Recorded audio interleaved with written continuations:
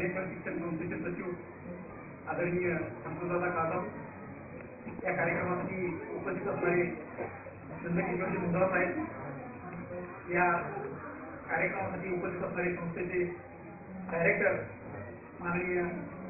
पांडुरंग नागोडे, माननीय नागोडेजी, माननीय जोगदंडी, याचबरोबर मंचावर उपस्थित असणारे सर्व मुख्याध्यापक, पाटोळे सर, त्यांचे अर्धांगिनी, सर्व मान्यवर, उपस्थित सर्व शिक्षक बंधू भगिनी आणि माझे विद्यार्थी मित्र, आजचा हा क्षण म्हणजे पाटोळे सरांनी आपल्या आयुष्यामध्ये जी 33 वर्षाची सेवा केलेली आहे त्या सेवेचा हा सत्कार आहे, त्या कार्याचा सत्कार आहे, समर्पणाच्या भावनेने केलेली ही सेवा. कारण दादा नेहमी म्हणायचे की वर्गामध्ये गेल्यानंतर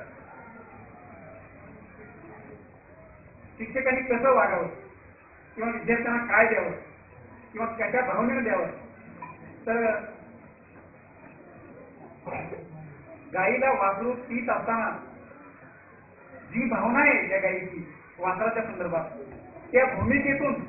शिक्षकाची भूमिका विद्यार्थ्यांच्या संदर्भात असावी. तर माझ्या अगोदर सरांनी या ठिकाणी अतिशय समर्पक शब्दामध्ये या ठिकाणी उल्लेख केला.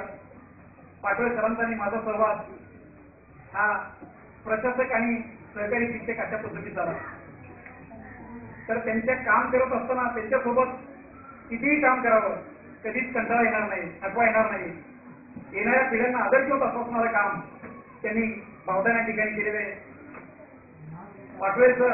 अंगदराव तट सर आणि मुकुंदाबा गोरे, मी उल्लेख याच्यासाठी करतो की तटसरांनी जो उल्लेख केला भावदान या ठिकाणचा, की त्या काळातलं त्यांनी जे अनुभवलं आणि त्या अनुभवातून, त्या कष्टातून, त्या संकटातून, अडचणीतून भावदान या ठिकाणी जी सेवा केली, जे कार्य केलं आणि आम्ही आता दुसऱ्या पिढीतले त्या ठिकाणी काम करतो तो कार्य करत आहोत. माझे मुख्याध्यापक या ठिकाणी हजर आहेत. मी वस्तुस्थिती सांगतो की तट सर आपल्या